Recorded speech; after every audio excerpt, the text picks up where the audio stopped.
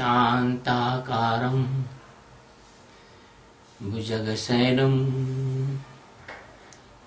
पद्मनाभं सुरेशं विश्वाधारं गगनसदृशं मेघवर्णं शुभांगं लक्ष्मीकान्तं कमलनयनं योगविद्यानिर्गम्यं वन्दे विष्णु भवभयहरणं सर्वलोकैकनाथम्।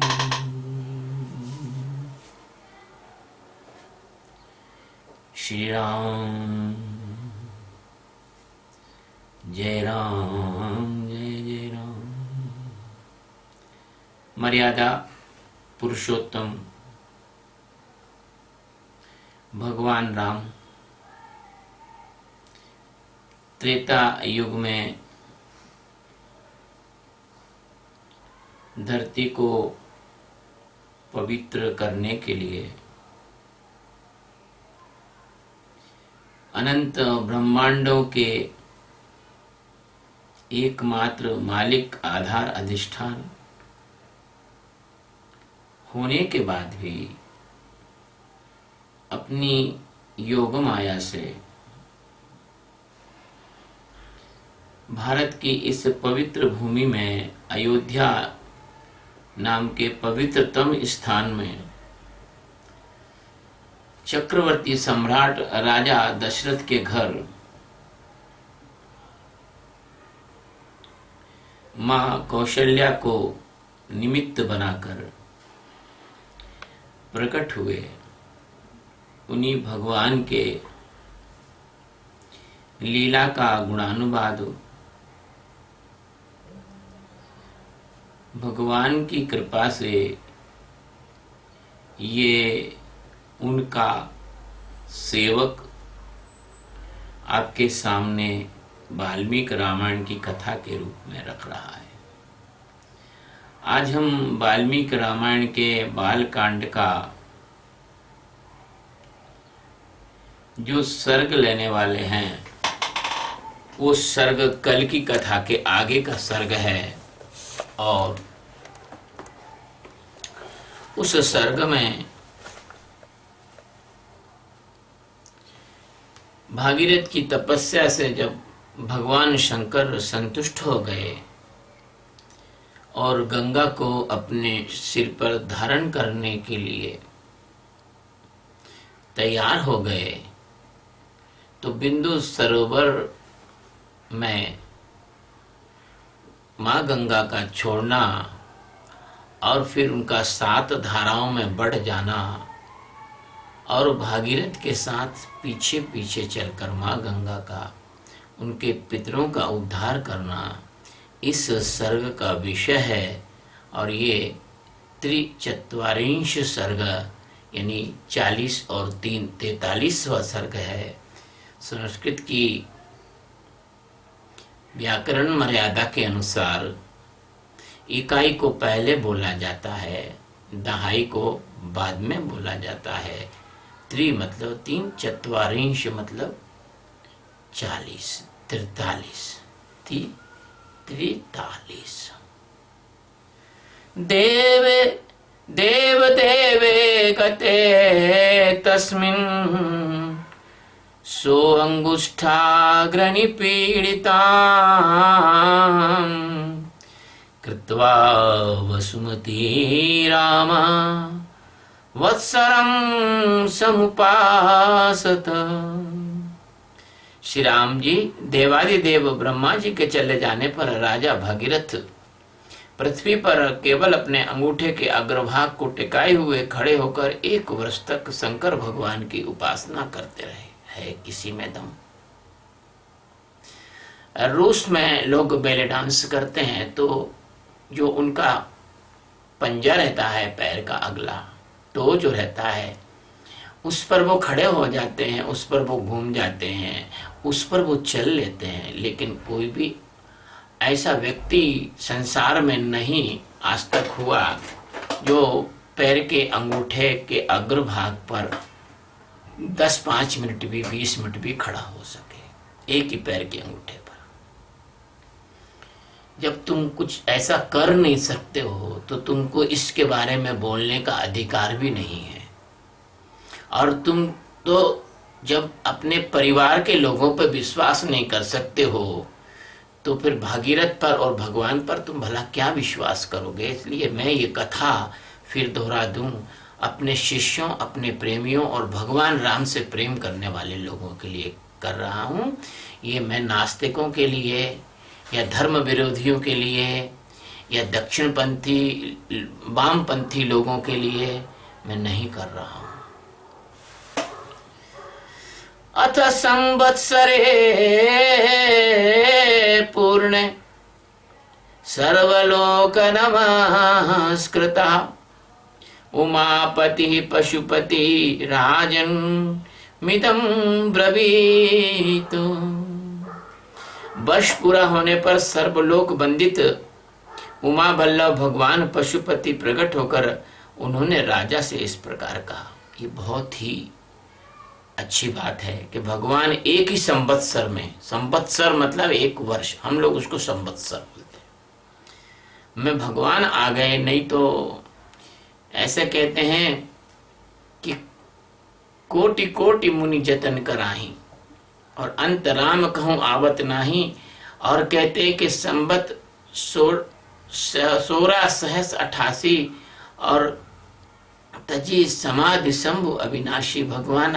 भगवान एक वर्ष में आ गए। ये बहुत कम समय में आ गए भगीरथ के पास। आपको पता नहीं है, भगवान शंकर का एक क्षण स्वर्ग लोक के हजारों वर्ष से बड़ा होता है, विष्णु लोक के सैकड़ों वर्ष से बड़ा होता है और ब्रह्म लोक के तो और ज्यादा वर्षों से बड़ा होता है।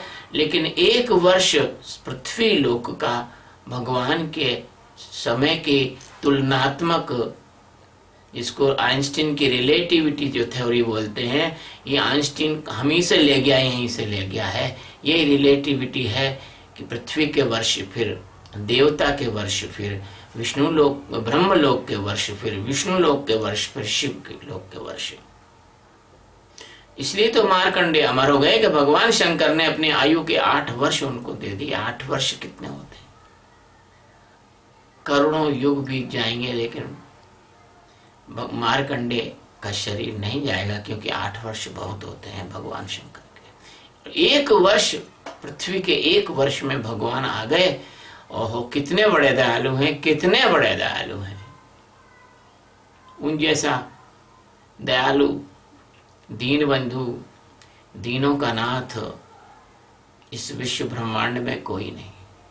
बस मैं जब उनके दर्शन करने क्या महाकाल या त्र्यंबकेश्वर या कृष्णेश्वर या ओंकारेश्वर में जहाँ भी गया हूँ, बस मैंने एक ही बात उनसे बोली कि आप दीन बंधु दयालु, दीनों के नाथ हैं आप। बस वो चाहे तो एक क्षण में प्रसन्न हो जाएं और वो चाहे तो हजारों लाखों वर्ष आप तपस्या करो तो भी प्रसन्न नहीं हो, क्योंकि वो सब जानते हैं अंदर की गति। जिद्दी अहंकारी आदमी कितनी भी तपस्या कर ले, लेकिन जब तक जिद्दी और अहंकारी आदमी का जिद और अहंकार नहीं गलेगा, भगवत्ता प्रकट नहीं हो सकती। क्योंकि अहंकार के ही मोतियाबिंद के पीछे तुम्हारी दिव्य ज्योति छुपी हुई है, आध्यात्मिक ज्योति छुपी हुई है। यदि अहंकार का मोतियाबिंद जाएगा तो ही परमात्मा का ज्ञान तुम्हें होगा। तो क्या बोले भगवान? प्रीतस्ते हम नर श्रेष्ठ करिष्यामि तव प्रियम शिरसा ध्यारयिष्यामि शैलराज सुतामहम। नरश्रेष्ठ, मैं तुमसे बहुत प्रसन्न हूँ, तुम्हारा प्रिय कार्य अवश्य करूँगा। मैं गिरिराज कुमारी गंगा देवी को अपने मस्तक पर धारण करूँगा। दीनबंधु दयालु ने बिना ही मांगे भागीरथ की मनोकामना खुद ही कह दी, क्योंकि अंतर्यामी है वो, जगत के स्वामी है। वो सब जानते हैं।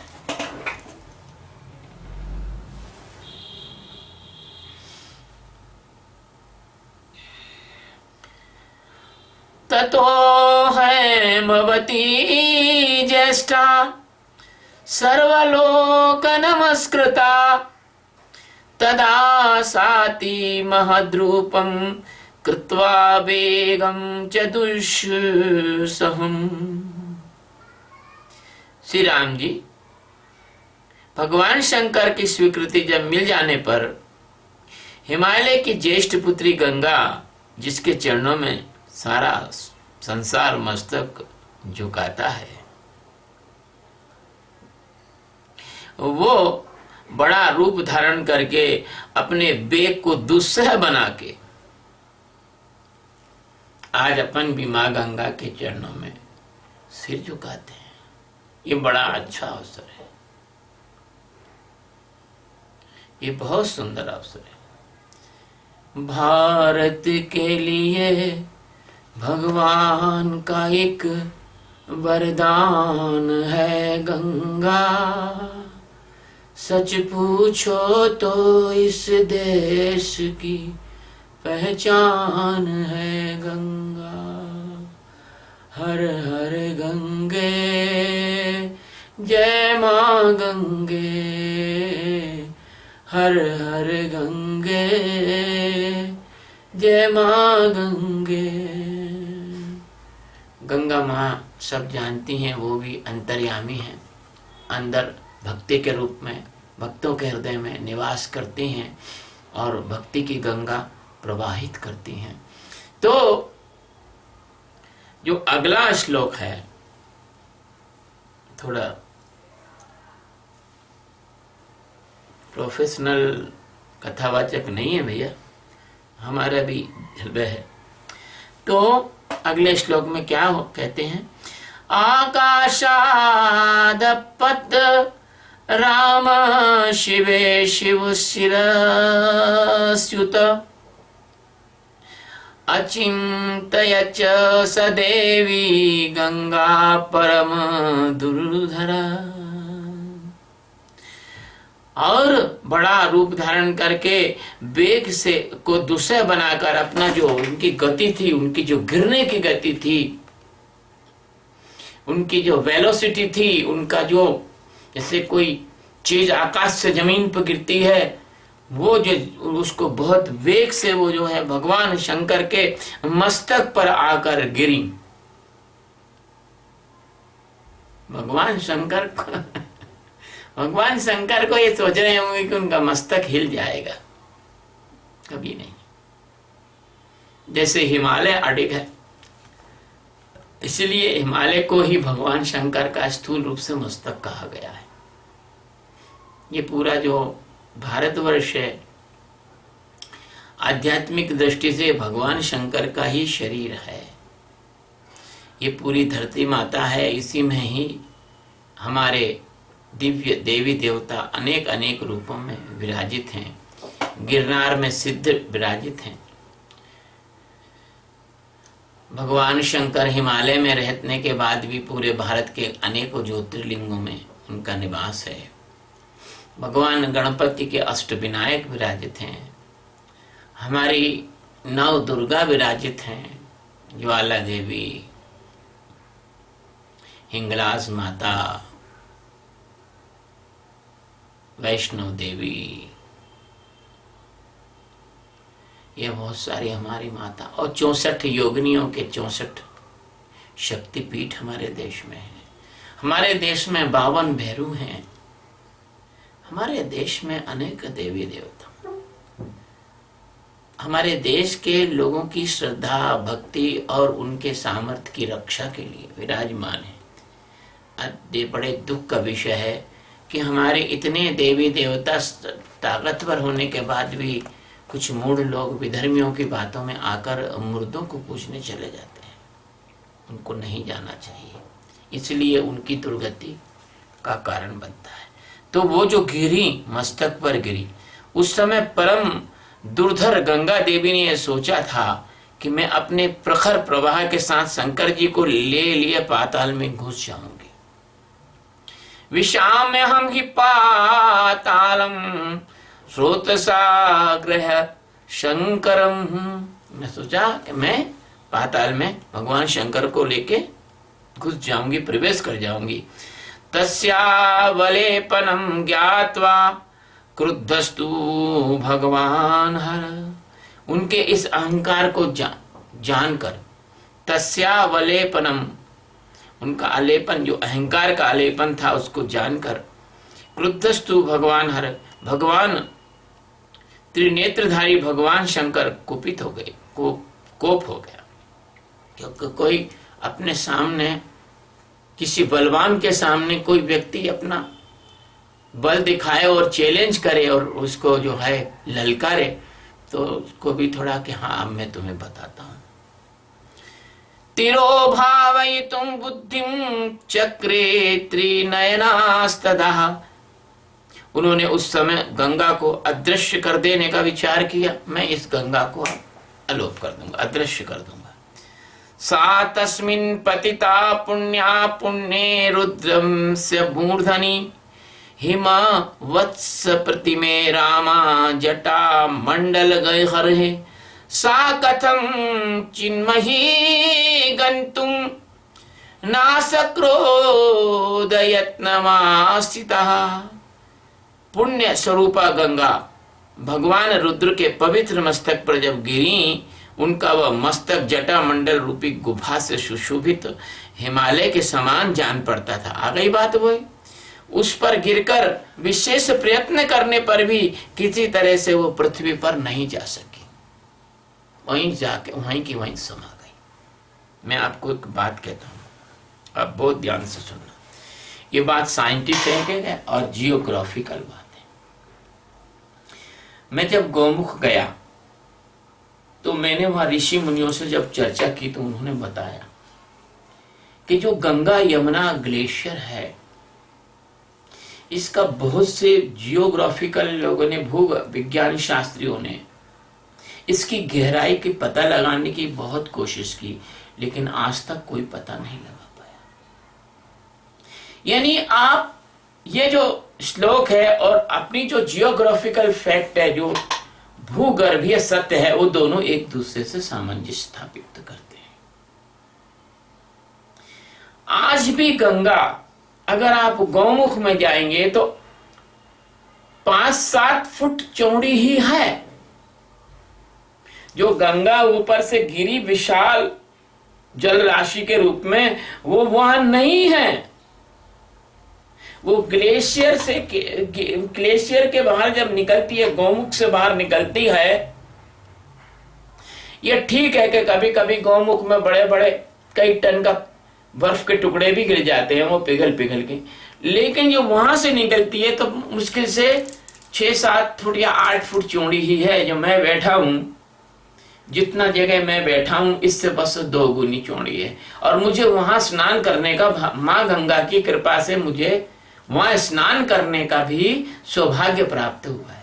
अगर वह स्नान कर लो आप, 20 लीटर पानी अगर माथे पे डाल लिया आपने, आपका पूरा शरीर लकड़ हो जाएगा, इतना ठंडा पानी है वो। मतलब मेरे को लगता है कि वो 0 डिग्री सेंटीग्रेड से भी मुझे लगता है कि ज्यादा ठंडा है। हालांकि विज्ञान इस बात को नहीं मानेगा, लेकिन मैंने जब पानी डाला, अपने शरीर पर डलवाया मेरे शिष्य से, तो आप विश्वास नहीं करोगे, मेरी चेतना शून्य हो गई कुछ सेकंड के लिए, इतना ठंडा पानी है। फिर भी मैंने कहा कि और 20 लीटर डालो, 2 बार डलवाया, स्नान किया। क्योंकि क्या करूं, मैं भी नहीं भी करता स्नान। तो वो हमारे साथ जो 2 शिष्य गए थे, वो मेरे से पहले स्नान कर चुके। अब गुरु को भी तो इज्जत रखना पड़ेगी ना भैया। अगर चेला नहा लिया और गुरु न नहाए ठंड के डर के मारे, तो चेला क्या सोचेंगे कि मेरा गुरु कितना कायर है, हम तो नहा लिया, गुरु नहीं नहाया। अब क्या करें, वृद्ध शरीर, नहा लो भैया, क्या कर सकते हैं। जो होगा सो देखा जाएगा। कम से कम ये चेलों के दिल में, हृदय में ये तो नहीं रहेगा यार कि मेरे गुरु कायर है। नहा लिए, नहाने के बाद 2-5 मिनट तक तो बिल्कुल चेतना शून्य हो गई, ना दिमाग काम करे, ना शरीर काम करे, ना जोड़ हिले हाथ के। फिर जो है थोड़ा धूप, भगवान की कृपा थी, धूप भी थी बाहर, तो चेतना आई। क्योंकि भगवान तो हमसे काम कराना चाहते थे, इसलिए ना दिमाग पे ना दिल पे कोई असर कुछ नहीं हुआ। लेकिन वो जो पानी है भैया गौमुख का, बहुत ठंडा है, बहुत ठंडा पानी। और वो जो ये श्लोक आया है, ये श्लोक इस बात को सिद्ध कर रहा है भैया कि वो जो पानी वो जो माँ गंगा का जो प्रवाह गिरा वो समा गया और सैकड़ों किलोमीटर नीचे चला गया। भगवान शंकर ने उसको बाहर नहीं निकलने दिया, वो बंद कर दिया, एक तरह से पैक कर दिया उसको। नैव सा निर्गमं लेभे जटा मंडलमन्ततः तत्रैवाव भ्रमद देवी संवत्सर गणान बहुम। भगवान शिव के जटा मंडल में उलझकर किनारे आकर भी गंगा देवी वहां से निकलने का रास्ता मार्ग नहीं पा सकी और बहुत वर्षों तक जटाजूट में ही भटकती रही, बहुत वर्षों तक। सोच लो आप, एक बरस नहीं, कई वर्षों तक। अब क्या हुआ? ताम पश्यन् पुनस्तत्र तपः परम आस्थिता सतेन तोषितश्चासीदत्यन्तं रघुनंदनः। हे रघुनंदन, जब भागीरथ ने देखा कि गंगा जी भगवान शंकर की जटा मंडल में अदृश्य हो गई, तब वे पुनः भारी तपस्या में लग गए। अब क्या करें, मजबूरी है, लग गए। उस तपस्या द्वारा उन्होंने भगवान शिव को बहुत संतुष्ट कर लिया। गंगा ने नहीं किया, भागीरथ ने किया। इसलिए गंगा के आने का श्रेय जो है भागीरथ को ही जाता है। भगवान भागीरथ कहूंगा उनको मैं। विसर्जत तो गंगा हरो बिंदुसरः प्रति तस्या विसर्जमानायां सप्तस्रोतासि जर्जिरे। तब महादेव जी ने गंगा को बिंदु सरोवर में ले जाकर छोड़ दिया और वहां छूटते ही उनकी 7 धाराएं हो गई। अब बिंदु सरोवर जानते हो, ये गौमुख के ऊपर है। इसको सप्त सरोवर भी कहते हैं, इसको सिद्धाश्रम भी कहते हैं, ये वहां है। इसको सतोपंथ भी कहते हैं, वही है ये। तो आह्लादिनी पावनी चैव नलिनी च तथैव च तिस्रः प्राचीदिशं जग्मुर गंगा शिवजला शुभा। आह्लादिनी, पावनी और नलिनी, ये कल्याण में जल से सुशोभित गंगा की 3 मंगलमयी धाराएं पूर्व की दिशा की ओर चल गई। आह्लादिनी, पावनी और नलिनी ये पूर्व की ओर चली गई। पूर्व यानी किधर? मेघालय, अरुणाचल प्रदेश।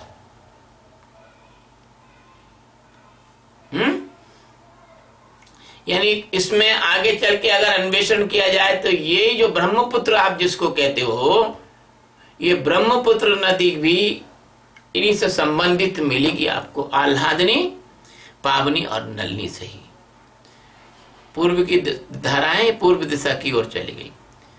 शुचैव सीता च सिंधुश्चैव महानदी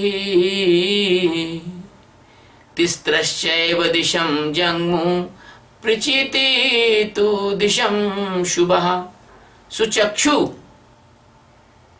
सीता, महानदी और सिंधु, ये 3 शुभ धाराएं पश्चिम दिशा की ओर चली गईं। यानी ये आजकल जो सिंध प्रदेश है, जो बलूचिस्तान है, जो पंजाब का क्षेत्र है, वहां ये 3 नदी, पंजाब यानी 5 नदियां, झेलम, चिनाब, रावी, सतलुज, ये जो है इनके नाम बदल दिए अब इन लोगों ने। जो हजारों साल से हमारे देश में आक्रमण हुआ, ये लाखों साल पुरानी बात है, तो इनके नाम बदल गए हैं। फिर भी सिंधु तो नाम अभी भी है। सिंधु नदी जो है वो उससे सिंध प्रदेश का हुआ। महानदी है ना, सीता और सुचक्षु, ये 3 शुभ धाराएं पश्चिम दिशा की ओर प्रभावित हुई। यानी समझ गए, ये सब लब का बसाया हुआ लाहौर और सिंधु प्रदेश और पंजाब, इनमें इन नदियों का प्रवाह है। दुर्भाग्य से आज कुछ क्षेत्र और विधर्मी लोगों ने अपनी संख्या वगैरह बढ़ा के और अत्याचार करके भारत पर और प्राप्त कर लिया, जिसे आज पाकिस्तान कहते हैं। सप्तमी चावगादतासां भागीरथं तदा भागीरथो अपि राजर्षि दिव्यम स्यन्दमः स्थितः। उसकी अपेक्षा से जो 7वीं धारा थी वो भागीरथ के रथ के पीछे पीछे चलने लगी और महातेजस्वी राजर्षि भागीरथ भी दिव्य रथ पर आरूढ़ होकर आगे आगे चले। दिव्य रथ है भाई साहब, यह वो सामान्य रथ नहीं जिसे आप समझ रहे हो। धारा एकदम बह रही है, उसके आगे आगे चलना, अगर रुक जाए रथ तो गए काम से, है ना। गंगा की धारा तो आपने देखी ही होगी, ना देखी हो तो फिर गंगोत्री से आगे जाके देख लेना। इतना वेग है, आप खड़े नहीं हो सकते, कोई मशीन नहीं रखी जा सकती वहां। वो मशीन भी अगर मान लीजिए उसमें आप उस धारा के अंदर आप अगर जेसीबी मशीन भी रख दोगे तो वो बह जाएगी, इतनी तेज धारा है, पहाड़ी है बहुत। तो गंगा उनके उसी पथ का अनुसरण करने लगी जहां जहां भागीरथ जी का रथ दिव्य रथ चला। प्रायादग्रे महातेजा गंगा तम चाप्यनु ब्रजत गगनां शंकर शिरस्ततो धरणीमागतः। इस प्रकार आकाश से भगवान शंकर के मस्तक पर और वहां से पृथ्वी पर मां गंगा पधारी। असपर्त जलम तत्र तीव्र शब्द पुरस्कृतम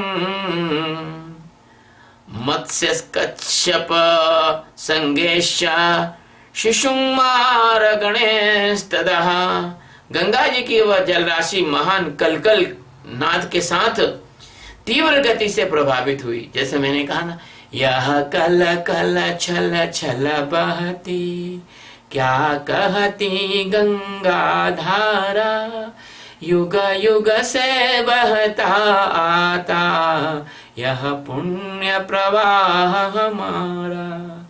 हम इसके लघुतम जल कण, बनते मिटते हैं क्षण क्षण, बन अपना अस्तित्व मिटा कर तन मन धन करते अर्पण। बढ़ते जाने का शुभ प्रण, प्राणों से हमको प्यारा, यह पुण्य प्रवाह हमारा। तो ऐसे कल कल छल छल करती हुई प्रवाहित हुई और मत्स्य यानी मछलियां, कश्यप यानी कछुए, शिशुमार यानी सूस, झुंड के झुंड उसमें गिरने लगे। उन गिरे हुए जल जंतुओं से वसुंधरा की बड़ी शोभा हो रही थी। ततो देवर्षि गणा गंधर्वा यक्ष सिद्ध गणास्तथा व्ययलोकस्तते तत्र गगनादगां गतां तदा। विमानेर्नगरकारेर्हर ये गर्ज बरेस्तदा। तो इसके बाद में देवता, ऋषि, गंधर्व, यक्ष, सिद्ध नगर के समान आकार वाले विमानों, ध्यान से सुन लेना, नगर के समान आकार वाले विमान, ऐसे छोटे मोटे बोइंग 707 नहीं है जिसमें केवल 700 750 लोग बैठ सके। नगर के समान जिसमें कि 2 लाख 3 लाख 4 लाख लोग आराम से बैठे हुए हैं और नीचे का नजारा देख रहे हैं। वहां कोई एसी की जरूरत नहीं है, वहां किसी प्रकार का पैक करने की जरूरत नहीं है, वहां दरवाजा खोलने से कोई डर नहीं है। ऐसे बढ़िया जो विमान थे, जो नगर के समान बड़े आकार के थे, वहां कांच मास से देखने की जरूरत नहीं, विमानों पे खड़े होके लोग देख रहे। बताइए कैसी टेक्नोलॉजी थी। और घोड़ों और गजराजों पर बैठकर, वह घोड़े पे बैठे हैं उन विमानों में और हाथियों पे बैठे हैं उन विमानों में, है ना। आकाश से पृथ्वी पर गई हुई गंगा की शोभा को निहारने लगे। बताइए। अब ये जो लोग हैं, जो मेंढक हैं, उल्लू हैं, ये तो विश्वास ही नहीं करेंगे, कहेंगे अरे बड़ी लंबी फेंकती। अरे लंबी नहीं फेंकती गधो। आज से 50 साल पहले तुम्हारा बाप भी नहीं जानता था कि मोबाइल क्या चीज होती है। आज से 70 साल 80 साल पहले तुम भी कभी ये नहीं जानते थे कि टेलीविजन क्या चीज होती है। आज से 200 साल पहले तुम ये नहीं जानते थे कि रेलगाड़ी कैसे चलती है, हवाई जहाज कैसे चलते हैं, बंदूक क्या चीज होती है, मिसाइल क्या चीज होती है, फाइटर जेट क्या होते हैं, तुमको पता नहीं था। लेकिन हुए ना, तो तुम ऐसे तुम ये हुए, ऐसे गपोड़ा मत समझो, ये भी हुआ ही है। क्योंकि कभी भी हमारे धर्म शास्त्रों में एक शब्द भी अशुद्ध नहीं लिखा। आज मैं आपको एक बात बताऊं, ये जो वाल्मीकि रामायण जब पढ़ रहा था तो मुझे कुछ ऐसे शब्द मिले जिससे पता लगा कि यार गीता प्रेस गोरखपुर के अंदर विधर्मी लोग घुसे हुए हैं और उन्होंने इन हमारे धर्म ग्रंथों में उर्दू शब्द डाल दिए। जैसे उदाहरण के लिए राजी, पिछले द्विचत्वारिश सर्ग में ये लिखा हुआ है, भगवान शंकर को राजी करके। ये राजी शब्द जो है ये उर्दू शब्द है। ये एक शब्द से ही पता लग गया कि गीता प्रेस गोरखपुर का बंटाधार किसने किया है। और हो सकता है कि इसमें, जैसे मैंने तुम्हें बीच में बताया था कि कुछ कचरा था जो मैंने निकाल के साफ कर दिया, इसमें कचरा भी घुसड़ने की कोशिश की है विधर्मी लोगों ने। जहां जहां होगा मैं बता दूंगा आपको, क्योंकि अस्तित्व मेरे को स्पष्ट बता देता है। मैं हंस हूं, हंस नीर और क्षीर दोनों को अलग अलग कर देता है। मैं हंस हूं तो हंस होने के नाते, परमहंस होने के नाते मुझे पता है धर्म तत्व क्या है, अधर्म तत्व क्या है। तो आगे का श्लोक कहता है कि पारिप्लव गताश्चापि देवतास्तत्र तिष्ठितः तद्वत्मिमं लोके गंगावतरणमुत्तमम् दिदृक्षवो देवगणः समीयुर्मितौ तौजसः। देवता लोग आश्चर्यचकित होकर वहां खड़े थे और जगत में गंगा अवतरण के इस अद्भुत और उत्तम दृश्य को देखने की इच्छा से अमित तेजस्वी देवताओं का समूह वहां जुटा हुआ था। अमित तेजस्वी, उनकी तेज की कोई तुलना, मिति नहीं है, उनकी कोई तेज की कोई गणना नहीं है। संपतद्वि सुरगणेस्तेषां चाभरणो जसा शतादित्य मिवाभाति गगनम गतै तो यदम। तीव्र गति से आते हुए देवताओं और उनके दिव्य आभूषणों के प्रकाश से वहां मेघ रहित निर्मल आकाश इस तरह से प्रकाशित हो रहा था जैसे उसमें सैकड़ों सूर्य उदित हो गए। मैं आपको एक चीज साझा कर लूं, गुरु नानक कभी झूठ नहीं बोलते, वो सदगुरु हैं। उनका एक दोहा याद आ गया, उन्हें आत्मज्ञान के बारे में बोला था, तुलना की थी। वो कोई ऐसा मत सोच लेना कि ऐसा ही होता है। उन्होंने एक रूपक, एक तुलना बताई। क्या बताई कि जो 100 चंदा उगवे और सूरज चढ़े 1000, ऐते प्रकाश हो दिया गुरु बिन घोर अंधार। बलिहारी गुरु आपकी जोहाड़ी सदवार, मानुख ते देवते किए करत न लागे बार। तो ये जो दो दोहे मैंने बताए गुरु नानक के, ये भी इस बात का प्रमाण देते हैं, जो 100 चंदा उगवे, 100 चंद्रमा एक साथ उग जाए और सूरज चढ़े 1000 और सूरज 1000 सूरज एक साथ उग जाए, ऐते प्रकाश हो दिया, ऐसा प्रकाश होता है। लेकिन गुरु के बिना घोर अंधार है। लेकिन आप ऐसा मत समझ लेना कि वास्तव में 1000 सूरज उग जाते होंगे, नहीं। ये तुलना की है कि जब ज्ञान हो जाता है, आत्मज्ञान हो जाता है, तो इतना क्रिस्टल क्लियर विजन हो जाता है जैसे हजार सूरज के प्रकाश में आप किसी चीज को बारीकी से देख सकते हो, जैसे इलेक्ट्रॉन माइक्रोस्कोप से देख सकते हो। ये आध्यात्मिक दृष्टि है, ये आध्यात्मिक इलेक्ट्रॉन माइक्रोस्कोप है। तब मन बुद्धि चित्त अहंकार में उत्पन्न हुए जरा से विकार को भी ज्ञान में खड़ा हुआ व्यक्ति देख लेता है और उससे हटकर अपना जीवन जी लेता है। इसी को कहते हैं निर्द्वंद माया रहित, इसी को कहते हैं। तो शिशुमारो गणेरमीनेरपि चंचल है विद्युद्रिवा विक्षिप्तैराकाशं भवद तदा। शिशुमार सर्प और चंचल मत्स्य समूह उछलने से गंगा जी के जल के ऊपर का आकाश ऐसे मालूम पड़ता था मानो वहां चंचल चपलाओं का प्रकाश सब ओर व्याप्त हो रहा है। पांडुर है सलिलोत्पीड़ है कीर्यमाणे सहस्रधा शारदा वैरिव्राकीणं गगनम हंस संप्लवे। वायु आकाश, वायु आदि से सहस्त्रों टुकड़ों में बटे हुए फैन आकाश में सब ओर फैल रहे थे मानो शरद ऋतु के श्वेत बादल अथवा हंस उड़ रहे हो। क्वचिद द्रुतरम याति कुटिलम क्वचिदायतम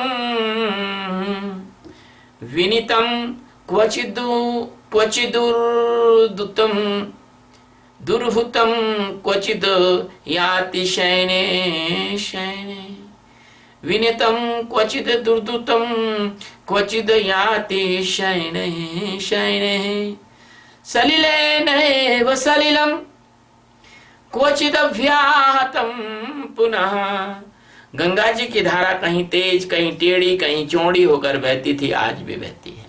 माँ गंगा की हमने धारा देखी है, कहीं बिल्कुल नीचे की ओर गिरती है और कहीं ऊंचे की ओर उठती हुई कहीं समतल भूमि में धीरे धीरे बहती है, तो कहीं अपने ही जल से उसके जल में बार बार टंकारें लगाने लग जाती हैं। मुहुरूर्ध्वपथं गत्वा पापाद वसुधा पुनः तच्छंकर शिरो भ्रष्टं भूमि तले पुनः। गंगा का वह जल बार बार ऊंचे मार्ग पर उठता है और नीची भूमि पे गिरता है आकाश से भगवान शंकर के मस्तक पर, और वहां से पृथ्वी पर गिरा हुआ निर्मल और पवित्र जल उस समय बड़ी शोभा पा रहा था। व्यरोचत तदा तोयम निर्मलम गतकल्मषः, इसका अर्थ है कि उस समय बड़ी शोभा पा रहा था। तत्र ऋषिगणा गंधर्वा वसुधा तलवासिनः भवांग पतितम तोयम पवित्रमिति प्रस्पृशुः। उस समय भूतल निवासी ऋषि गंधर्व यह सोचकर कि भगवान शंकर के मस्तक से गिरा हुआ यह जल बहुत पवित्र है, उसमें आचमन करने लगे। वाह, आनंद आ गया। जय मां गंगा, जय मां। ऋषियों की तो मस्ती आ गई। तभी तो कहते हैं कि इस धारा की गोदी में वीरों की राख बही है, इस धारा के ही तट पर ऋषियों ने शरण गई है। इस धारा की गोदी में वीरों की राख बही है, इस धारा के ही तट पर ऋषियों ने शरण गई है। इस धारा की गोदी में खेला इतिहास हमारा, यह पुण्य प्रवाह हमारा। यह कल कल छल छल बहती क्या कहती गंगा धारा, युग युग से बहता आता यह पुण्य प्रवाह हमारा। जय माँ गंगे, जय माँ गंगे, जय माँ गंगे, जय माँ गंगे, जय माँ, जय माँ गंगे, जय हो मातेश्वरी। तो ऋषि मुनि जो है वो गंगा के जल को भगवान शंकर की जटाओं में निकला हुआ जानकर और आचमन करने लगे। वाह वाह, जीवन धन्य हो गया। भगवान शंकर के चरणामृत मिल जाए तो व्यक्ति का जीवन धन्य हो जाता है। भगवान शंकर के मस्तकामृत मिल गया, मस्तक से निकलकर, जटाओं से निकलकर। हे दीनबंधु दयालु दीनों के नाथ, आपकी जय हो प्रभु, आपकी जय हो। जो आपने गंगा को, मां गंगा को इस धरती पर अपनी जटाओं से विमोचित किया, इस अपनी जटाओं से प्रवाहित किया। हे दीनबंधु दयालु, आपकी जय हो प्रभु। तो जब आचमन करने लगे, एक सेकंड,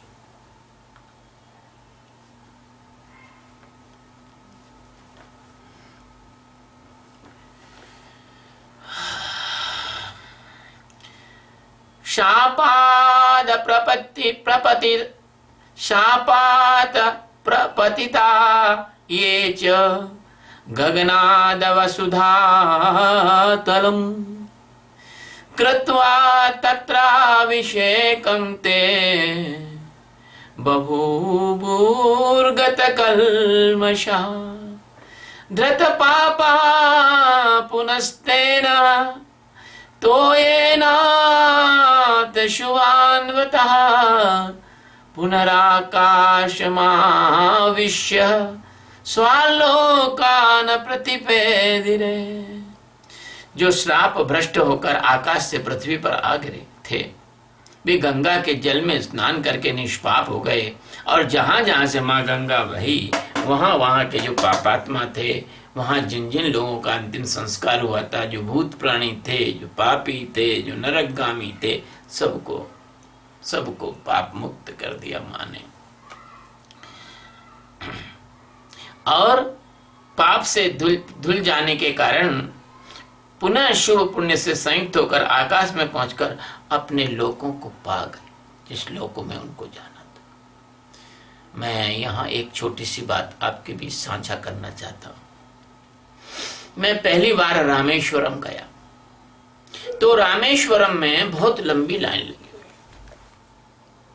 5,000 रुपए का अभिषेक करने वाले को तो वो अंदर गर्भगृह में ले जाकर अभिषेक पूजा करवाते थे, लेकिन सामान्य जिज्ञासु को 20 फीट दूर से, और जहां राम जानकी का छोटा सा मंदिर बनाए वहां पर रेलिंग लगाए, वहां पे दर्शन करो, वहीं से भगो। मैं जो है भगवा वस्त्रधारी साधु, मुझे सिर्फ इतनी सुविधा मिली कि मुझे इतनी लंबी लाइन में ना लग के और मुझे छोटी लाइन से जाके वहां तक पहुंच गया। लेकिन जब मैं जा रहा था तो एक सज्जन वहां खड़े थे और वो गंगोत्री का जल लेकर आए थे वहां भगवान शिव को चढ़ा। लेकिन जो पुजारी वहां बैठे हुए थे, बाहर, अंदर तो जो पुजारी का वहां करा रहे थे शिव अभिषेक, जो बाहर पुजारी बैठे हुए थे उनको उसने जल देना चाहा, उसने मना कर दिया कि नहीं, मैं जल नहीं चढ़ाऊंगा वो किसी का भी। तो मैं खड़ा था तो मैंने कहा, देख यार, ये हमें वहां से गौमुख से लाए हुए हैं, इनको चढ़ा दो जल आप। तो बोले आप कौन? मैंने कहा मैंने। भाई देखो, जब अच्छा काम हो किसी भक्त का तो थोड़ा झूठ भी बोल देता है, कोई बात नहीं है। भगवान के मस्तक पर जल चढ़ जाए तो हमने कहा हाँ मैं लाया हूं ये, अब मैं तो सभी में व्याप्त हूं, तो झूठ भी नहीं है भाई। मैं आत्मज्ञान में जगा हुआ व्यक्ति, सभी में मैं हूं, सभी मेरे में है। तो उसने मेरी बात मान ली। हाँ आप लाए हो गुरुजी, तो हम चढ़ा देते। वो चढ़ा दिया जल। कहने का तात्पर्य यह है कि मैं हाथ जोड़कर भगवान के तीर्थों में जो तीर्थ पुरोहित हैं उनसे निवेदन करता हूं कि आप भक्तों को ऐसे विभाजित मत करो। यदि 5,000 रुपए की आप पूजा करने पर लोगों को अंदर ले जा रहे हो। और जो बेचारा निर्धन है, जिसके पास 5,000 रुपए है ही नहीं, कुल 5,000 रुपए में तो वो अपने घर से रामेश्वर जाके आ रहा है, उस गरीब को भी कम से कम आप इतना दूर से दर्शन न करा के जैसे 5,000 रुपए वालों को करा रहे हो, जैसे महाकाल में होता है। महाकाल में कभी ऐसा नहीं होता कि तुम 5,000 दोगे तो शिवलिंग तक जा सकते हो, नहीं तो नहीं जा सकते। महाकाल में ऐसा नहीं होता, ना ही ऐसा त्र्यंबकेश्वर में होता, ना ही ऐसा भीमा शंकर में होता, ना ही ऐसा कृष्णेश्वर में होता, ना ही ऐसा ओंकारेश्वर में होता। ये पता नहीं दक्षिण भारत में क्या कर रहा है इन्होंने, है ना। तो रंगनाथ जी के दर्शन करने गए, वहां इतनी भीड़ थी, कम से कम नहीं तो 50,000 लोग थे। रंगनाथ जी में हमको दर्शन नहीं करने दिया। क्यों? कि ना तो वहां केवल वीआईपी कौन होता था, जो वहां की गवर्नमेंट, कर्नाटक है जो ये तमिलनाडु गवर्नमेंट के मंत्रियों के पास से जो चिट्ठी लेके आते थे सांसद की, वो वीआईपी होते थे। वहां भगवा वस्त्र की किसी की कोई कदर नहीं, दक्षिण में कोई कदर नहीं, वो आपको दर्शन नहीं कराएंगे। उत्तर भारत में तो आप चले जाओ तो गुरुजी करके आपको दर्शन करा देंगे जल्दी, लेकिन दक्षिण भारत में नहीं है। तो इस प्रकार का जो हमारे धर्म में, इसको कहते हैं कि व्यवसायिक भ्रष्टाचार हो गया है, ये यदि दूर नहीं होगा तो ठीक नहीं है। लोगों की श्रद्धा कम हो जाएगी और इसके कारण ही लोग मुसलमान और ईसाई बन रहे हैं। इसी के कारण बन रहे हैं कि भक्तों का शोषण किया जा रहा है, भक्तों के साथ भेदभाव किया जा रहा है। चलिए, ये बात मैंने शेयर कर ली आपसे। कुमुदे मुदितो लोकस्तेन तो ये न भास्वता कृताभिषेको गंगायां बभूवगत कल्मषः। उस प्रकाशमान जल के संपर्क से आनंदित हुए संपूर्ण जगत को सदा के लिए बड़ी प्रसन्नता हुई। सब लोग गंगा में स्नान करके पापहीन हो गए, पाप रहित हो गए। पतित पावनी माँ गंगा। भागीरथो गिराजर्षि दिव्यम स्यंदनमास्थितः प्रयादग्रे महाजस्तम गंगा पृष्ठो अनबगात। हम पहले आपको बताए कि भागीरथ राजर्षि महाराज भागीरथ दिव्य रथ पर आरूढ़ होकर आगे आगे चल रहे थे और माँ गंगा उनके पीछे पीछे चल रही थी। इसलिए माँ गंगा ने सोचा कि अगर मैं एकदम तेज चलूंगी तो भागीरथ को तकलीफ हो जाएगी, कष्ट हो जाएगा। इसलिए माँ गंगा अपनी घूमती सर्पिलाकार गति से इधर भी उधर भी अपने आराम से गई। क्योंकि अगर मान लीजिए, और वैसे भी दिव्य माताएं जो हैं उनकी चाल भी ऐसे ही होती है, वो सीधी नहीं जाएंगी। आप देख लेना माता बहनों की चाल। तो कहने का तात्पर्य है कि भागीरथ की सुविधा के लिए माँ गंगा ने कभी प्रयाग, कभी हरिद्वार से फिर आगे, फिर ऐसे जो जगह अन्य जगह थी उनको पवित्र करते हुए, थोड़ी मुड़ते हुए, थोड़ी घूमते हुए, भागीरथ की सुविधा के लिए माँ गंगा उनके पीछे पीछे चल रही थी। देवा सर्पिगणा सर्वे दैत्य दानव राक्षसा गंधर्व यक्ष प्रवराः सकीर्नर महोरगः सर्पाश्चाप्सरो राम भागीरथ थानुगा गंगा मन्यवगमनं प्रीता सर्वे जलराशये। श्री राम, उस समय समस्त देवता, ऋषि, दैत्य, दानव, राक्षस, गंधर्व, यक्ष, प्रवर, किन्नर, बड़े बड़े नाग, सर्प, अप्सरा, ये सब लोग बड़ी प्रसन्नता के साथ राजा भगीरथ के रथ के पीछे गंगा जी के साथ साथ चल रहे थे। सब प्रकार से जल जंतु भी गंगा जी की उस राशि के साथ आनंद चल रहे थे। क्यों नहीं चलेंगे? इनके लिए बड़ी कौतूहल का विषय है। अभी कोई किसी जगह पर प्रधानमंत्री आ जाता है तो सभी लोग वहां इकट्ठे होते हैं, वो भीड़ बना लेते हैं, रास्ते में खड़े हो जाते हैं। तो ये तो 1 करोड़ प्रधानमंत्री और 1 अरब प्रधानमंत्री से ज्यादा महत्वपूर्ण है माँ गंगा, तो क्यों नहीं चलेंगे? तो और फिर उस समय भारत को गंगा की आवश्यकता भी इतनी ज्यादा थी। तो राक्षस भी, देवता भी, दैत्य भी, दानव भी, गंधर्व, यक्ष, प्रवर, किन्नर, सभी नाग, सर्प, अप्सरा सभी उनके पीछे चल रहे थे। यतो भागीरथो राजा ततो गंगा यशस्विनी जागाम सरिता श्रेष्ठा सर्व पाप प्रणाशिनी। जिस और राजा भगीरथ जाते उस समस्त पापों को नाश करने वाली सरिताओं में श्रेष्ठ यशस्विनी मां गंगा भी उस ओर जाती थी। ततो ही राजमानस्य जय हो अद्भुत कर्मणा गंगा संप्लवावयामास यज्ञवटम महात्मना। उस समय मार्ग में अद्भुत पराक्रमी महामना राजा जन्हु यज्ञ कर रहे थे। गंगा जी अपने जल प्रवाह से उनके यज्ञ मंडप को बहा ले गई, क्योंकि यज्ञ तो सफल हो गया, गंगा वहां ले गई।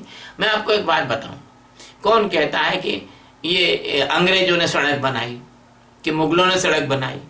क्या मुगलों के पहले सड़क नहीं थी? क्या राजा विक्रमादित्य के समय लोग आवागमन नहीं करते थे? क्या भगवान बुद्ध के समय आवागमन नहीं होता था? क्या भगवान श्री कृष्ण के समय आवागमन नहीं होता था? जब रुक्मणी का हरण किया तो भगवान द्वारका से कहां गए थे? विदर्भ में गए थे। कहां द्वारका, कहां विदर्भ? तो ये सब जो है ना हमारे गौरव को नष्ट करने की बात कहते हैं। इनसे अच्छी सड़कें थी, इनसे अच्छे राजमार्ग थे। भगवान इस समय भागीरथ जी के समय भी, तभी तो भागीरथ जा रहे थे ना। कहां तो गौमुख है, कहां गंगोत्री है, और कहां चलोगे तो क्या नाम है उसका,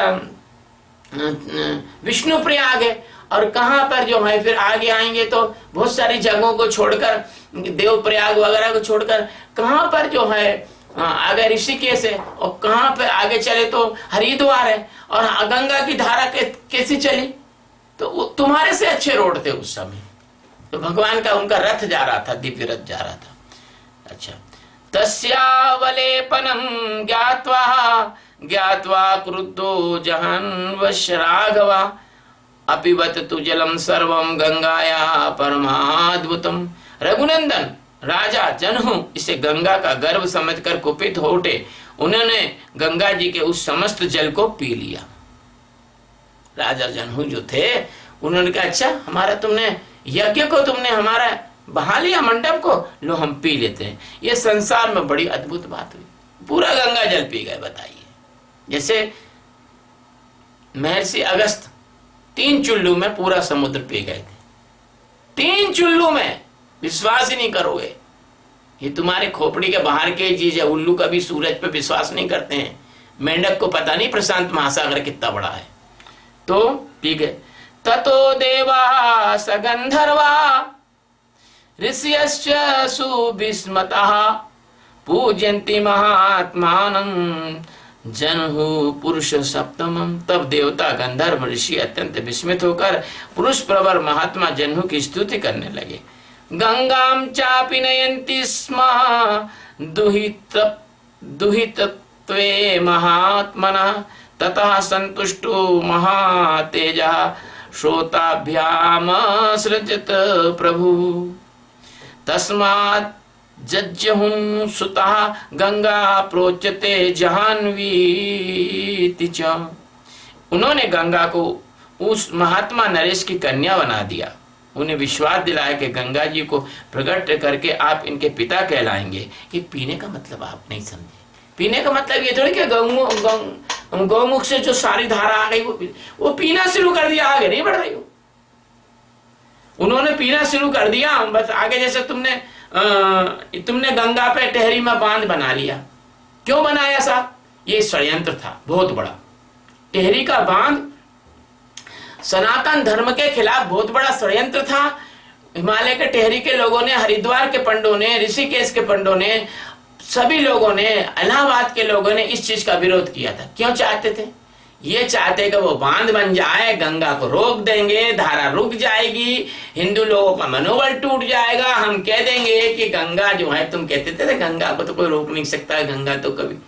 ये बड़ा आंदोलन हुआ, लोगों ने जान तक दे दी उसके लिए, उपवास किए, संत महात्मा मर गए उस आंदोलन में। लेकिन मजबूर हो गए क्योंकि टेहरी बांध इतना भर गया टेहरी बांध कि इनको दरवाजे खोलने पड़े, वरना जल प्रलय हो जाता।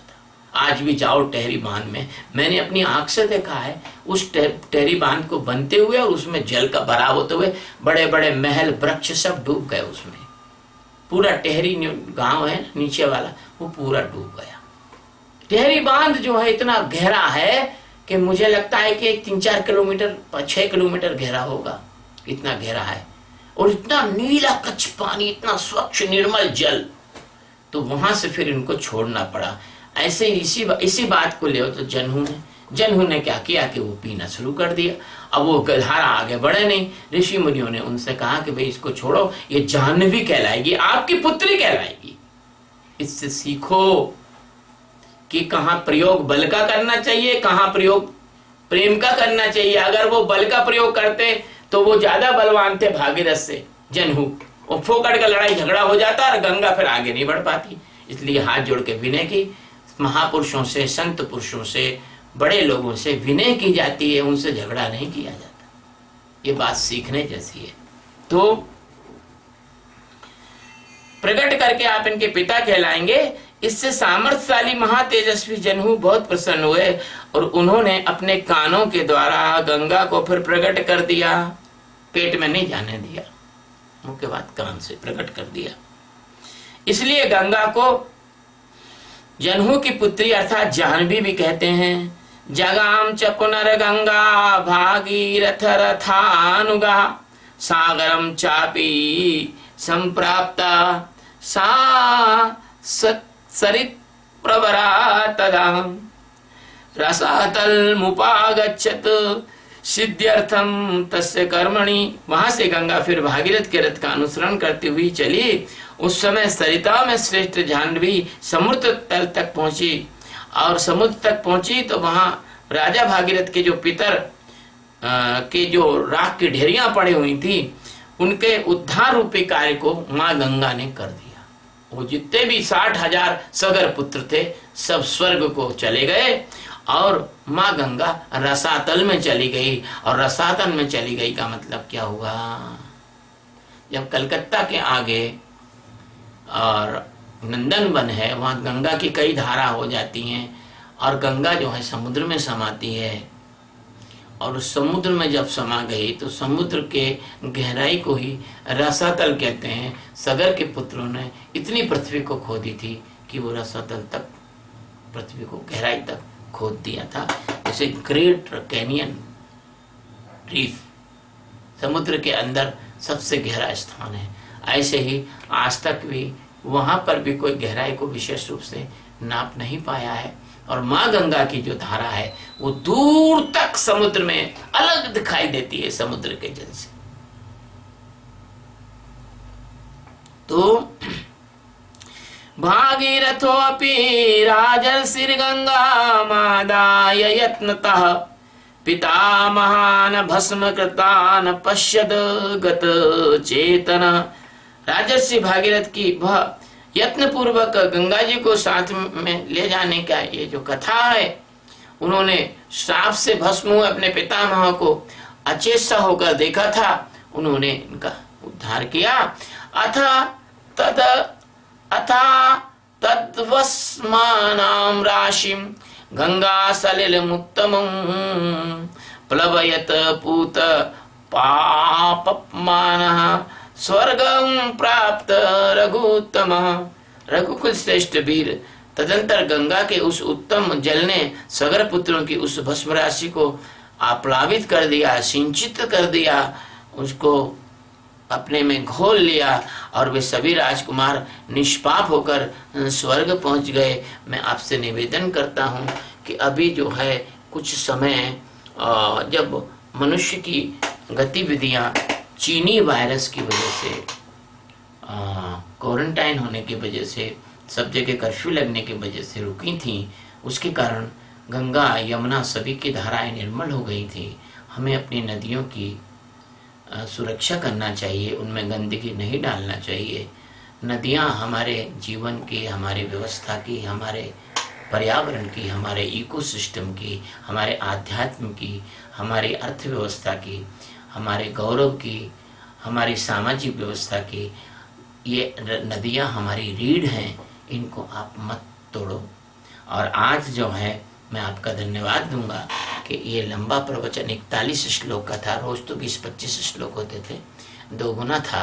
आपने धैर्यपूर्वक सुना, इसके लिए मैं आपको धन्यवाद देता हूँ।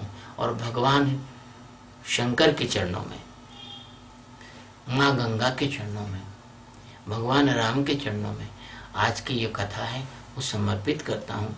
जैसा टूटा फूटा उन्होंने मेरे मुखारबिंद से कहलवाया, मैंने आप लोगों के सामने प्रस्तुत किया। आप इसको अनेक वर्षों तक सुन सकेंगे, क्योंकि ये YouTube में मैं इसको अपलोड करूँगा।